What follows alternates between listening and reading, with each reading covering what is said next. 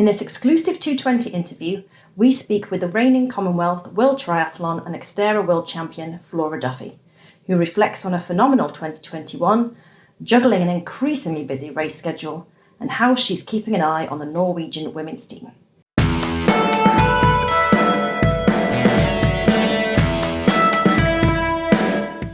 Well, first of all, congratulations. What a year.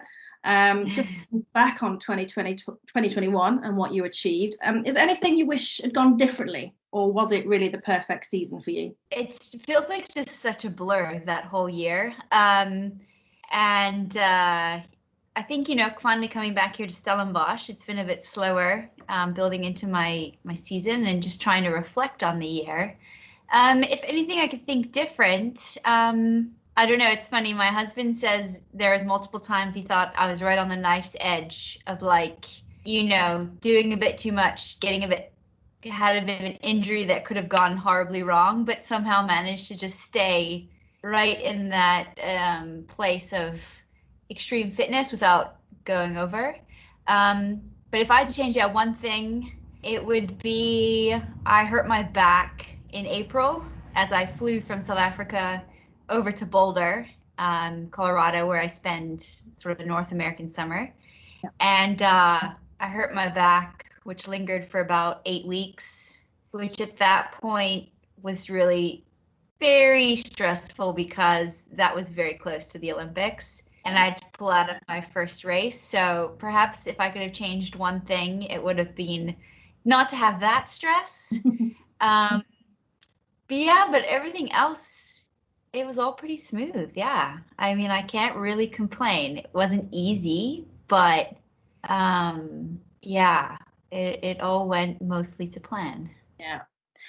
Interesting you touched on being on that knife's edge, because one of my questions was going to be about how now the schedule, your racing schedule, is just jam-packed. There are so many different races now to choose from. Mm-hmm.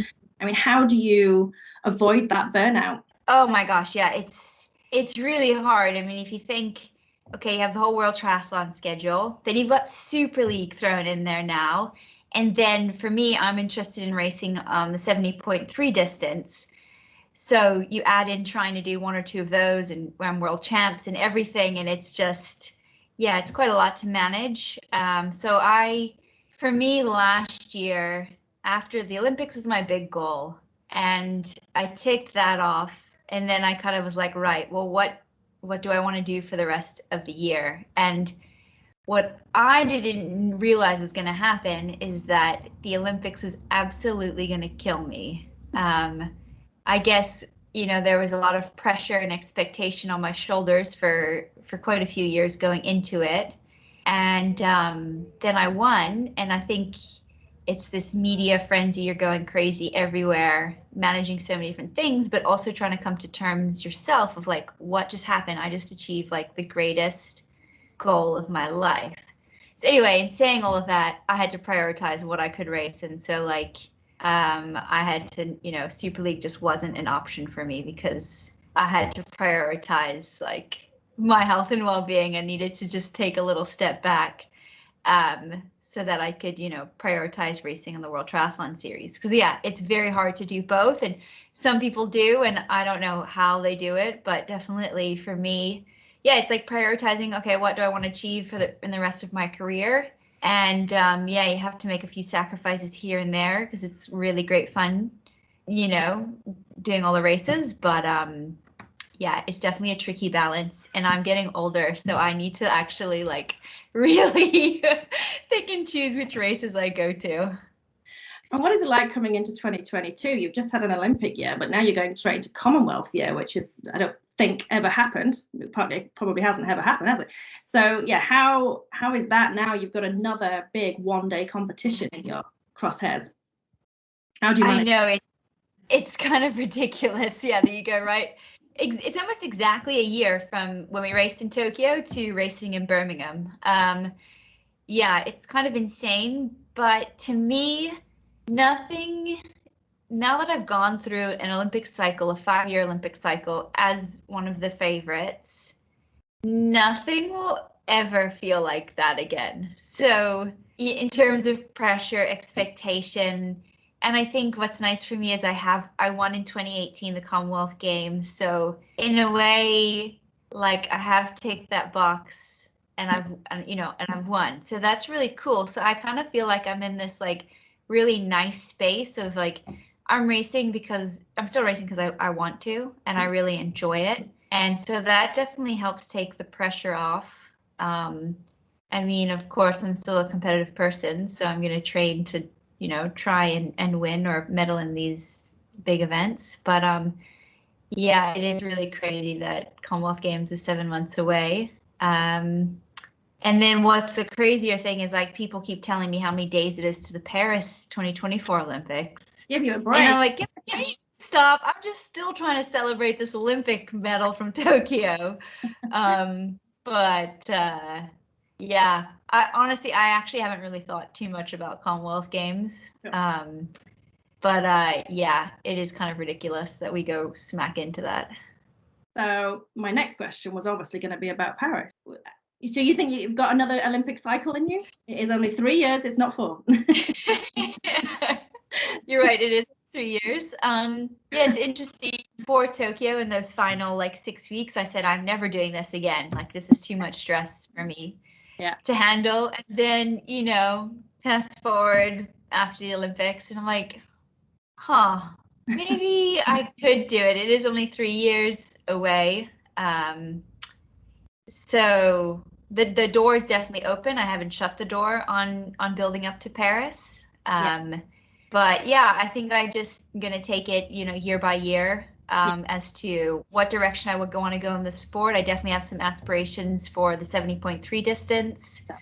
Ironman doesn't interest me at all at the moment. So I think, I can definitely, with my racing style, manage 70.3 and the world triathlon styles quite nicely. So yeah, the door is not shut on Paris. So we'll see. You're going to race the 70.3s this year? Is that your plan? Yes, I would like to race some 70.3 this year. My main focus is on the World Triathlon Series and Commonwealth Games, but I would like to qualify for 70.3 Worlds, which they're at the end of October in St. George. So looking at the calendar now, and it's actually really difficult to fit a qualification race in by the cutoff given my World Triathlon schedule. So, and just kind of logistically of where I am in the world for these first few months of the year. So yeah, looking at it, but that's a goal, definitely. It's something that kind of, excites me. And I think important for me to do that stuff right now, just because it is different, gets me out of my comfort zone, learning new skills, in the sport of triathlon. Yeah, it was. So your fellow gold medalist, Christian Blumenfeld, also had quite a 2021. What do you make of his achievements? His year is insane. I don't know how he does. I don't know how he does it. Like it's insane, yeah. For me, I definitely felt like after the Olympics, I was definitely on fumes and had to prioritize of when I could race. Yeah. And I had to be very strategic, and I also had like a million other things going on. So how he managed to do what he did, I don't know. But that's Christian. I think that's a bit more of his I think our personalities are very different and how we would probably have managed and handled 2021. But yeah, it's pretty ridiculous. That Ironman debut was, I mean, don't have words for it. It's just like mind-blowing. I mean, I feel like with the Norwegian men, terrifying. We might only just be kind of beginning to scratch the surface of what they can achieve. So would you be keeping an eye on the women's team coming through? Yeah, I know. I was just going to say, I'm very grateful that there's no, the women's teams may be taking a little bit longer to develop, but I'm sure it's coming. And that is quite terrifying and a very, very exciting thought. And it's just like pretty wonderful to see that, a country like Norway that you don't necessarily associate triathlon with. And they're just like flipping the sport on its head. And it's really incredible to see the level that they are racing at. Yeah. How have you seen the women's racing changed over the years? Oh, yeah. The women's racing, it's really just so strong now. Like, you really can't have a weakness to win these races. You know, if I think of like, typically maybe in the past, you know, the swim bikers weren't as strong runners, but now the swim bikers can run a ridiculously fast 5K or 10K off the bike. So it's almost like if you miss that swim, your race is, you know, you've definitely put yourself in a hole and made it a lot harder. So yeah, just the strength and depth. Yeah, it's just so solid these days. The swim just gets faster. Everyone just gets stronger riding and faster running off the bike. Not to mention the amount of British women that are just like lining up. You know, it's just incredible to see the strength and depth of the British women. And yeah. And well, Lucy Charles Barkley might be entering the arena, so you know, that's another ball game. Yeah, definitely. I think it's going to be really interesting what she does next year, or this year, given a few Ironman commitments, but also wanting to race short course. Yeah. So again, going back to our prior conversation, I think there are so many races to do, and if you have a certain skill set, you can drop into so many, and it's just, you've got to prioritize though, because the level is so high that, yeah, you can't kind of spread yourself too thin. Knowing obviously how strong those Brit girls were, particularly Jess Learmonth, I mean, she really does control that swim. Did that change your approach to the Olympic race in any way? Yes, Jess definitely does control that swim. She is incredible to, well, I would say I've watched, well, swimming with her is, yeah, difficult. But yeah, so at the Olympics, yes, I knew that the swim was going to make or break my race. Just given of who was there, and I knew the swim would be on and that I needed to be there. So my swimming definitely got a very high priority going into Tokyo, and was probably definitely like the most, you know, focused on it, and a bit like, yeah, nervous for that portion of the race, because I knew so much hinged on it. And sure enough, it exactly did. Like, when I was got to that first buoy and could feel how I was feeling and could see the position I was in, and I quickly worked out, okay, there's Jess, and could work out who the girls were in front of me and whose feet I was on, and I was like, okay, this is a perfect situation. You just not need to stay here now, Flora. And then, yeah, when we got onto the bike and I heard what the gap was, that was it. That was the race. I knew the medals were coming from our group. And yeah, so that was definitely a high stress start to the race. We saw obviously you went fairly quickly from there to the world champs in Edmonton. When did you feel you could actually really celebrate your success? Was it presumably after the Xterra Worlds? To be honest, from crossing that line at the Olympics to almost, I don't know, early December going to Xterra Worlds was just a whirlwind. It was just, yeah, it was, I mean, it was really incredible. It's also Bermuda's first ever gold medal. So I think that made it like, you know, even bigger of a moment. And so, yeah, I was definitely balancing a lot and went home to Bermuda in October. And that was absolutely crazy.